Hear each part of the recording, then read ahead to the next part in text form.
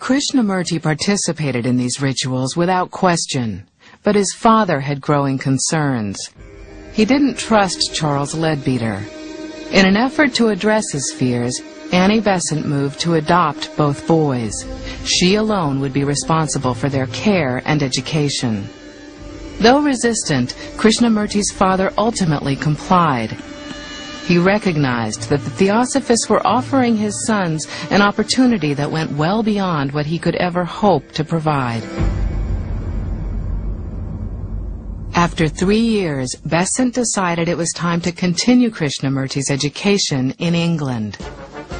So outfitted in his first European suit and wearing his first pair of leather-soled shoes, he boarded a ship for Europe. He would not see India or his father again for nearly 9 years.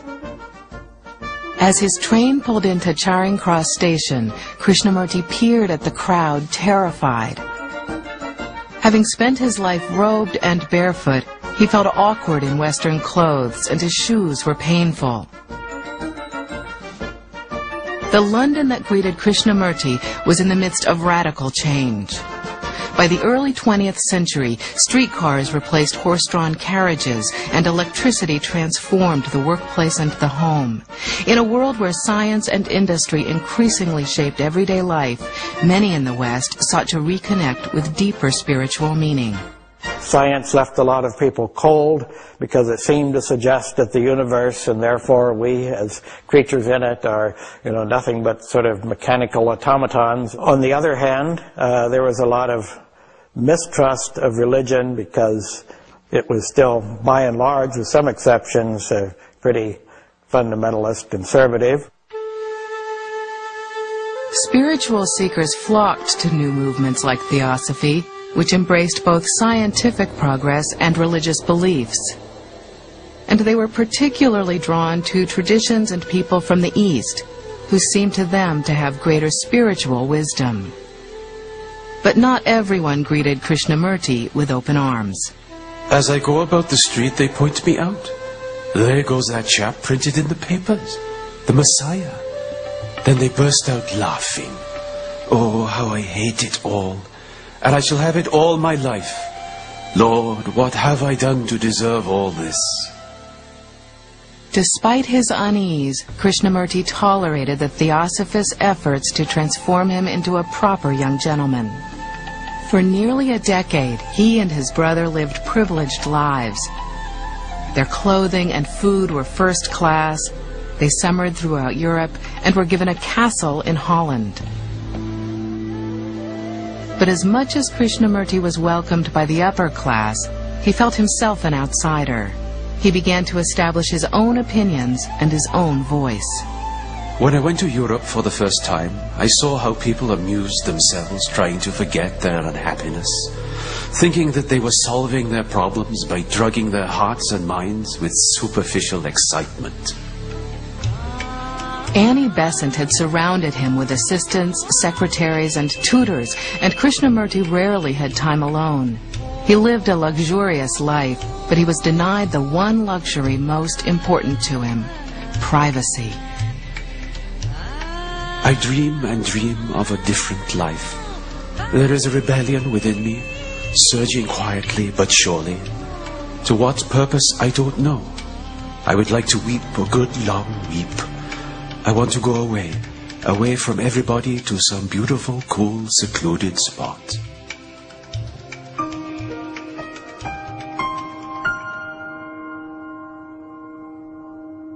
On a trip to the United States in 1922, he and his brother found that solitude. They were given a small house in the Ojai Valley of Southern California. Ojai was a special place where he could relax. He didn't have to dress up for the press. He picked oranges. He milked the cows, made cheese. He was very comfortable in Ojai. It was his home. He would glow with the delight of seeing clouds, the sky, trees. He loved trees. He loved nature, and he loved this valley tremendously. But Krishnamurti's time in Ojai was limited. Theosophists expected him to participate in all their events and functions, where he delivered their message of a coming new civilization.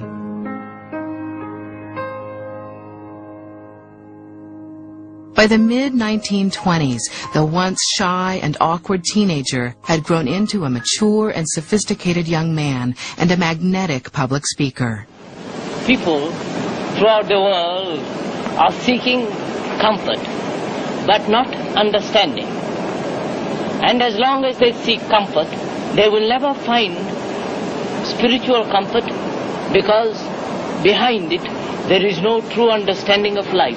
He had a kind of vitalizing impact. It brought it an awful lot of attention in the media, some of it slightly supercilious. You know, I've seen articles from the 20s, Messiah in tennis shoes and that sort of thing, concerning Krishnamurti. But nonetheless, you know, they were talking about him, they were talking about the movement. A lot of people are looking for religion that suits what they want. So they listen to him. I don't think there was a huge amount of either ridicule or adulation. I think that he got a little of both, just like every other teacher. In order to help coordinate Krishnamurti's life, the Theosophists created a separate organization, the Order of the Star in the East. Members of the order were issued special badges and distinctive robes, and a magazine kept track of Krishnamurti's activities. Later, writing in the third person, he again looked back on this period of his life. They had put him at the head of an organization where he was literally worshipped, and he used to shrink from all that. He would tell everybody, "I'll do whatever you want." That used to be his favorite phrase. Still, Krishnamurti hid his dislike of all the pomp and ritual that surrounded him. He was devoted to Annie Besant and didn't want to disappoint her. He always spoke of Annie Besant with the greatest affection. He would say, Amma did this, and Amma said this. Amma, of course, being the Indian word for mother.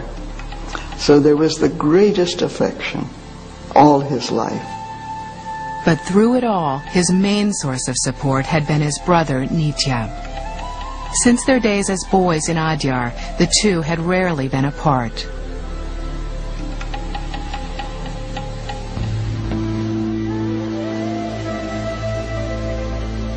On the eve of the Theosophical Society's 50th anniversary, Nitya fell ill with tuberculosis, and Krishnamurti at first refused to leave his brother's side. But the Theosophists persuaded him that they had divine awareness. They said they knew that nothing would ever happen to Nitya. So in late September 1925, Krishnamurti left for India. He took this trip to India, and the telegram arrived in the Suez Canal that the brother had died here in Ojai. That was, I think, the great tragedy in Krishnamurti's life. I think his brother was the closest human being to him.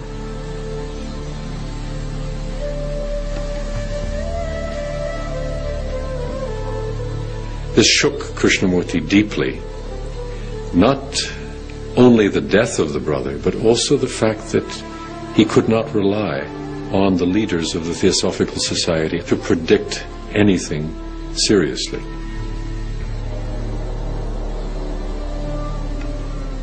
Between the Suez Canal and Bombay, Krishnamurti went through a deep transformation, which seemed to shake the very roots of his relationship with Theosophy. He felt he could not trust these authorities any longer. Not just particular people, but the effect of authority on the mind. And when he arrived, he was a different person.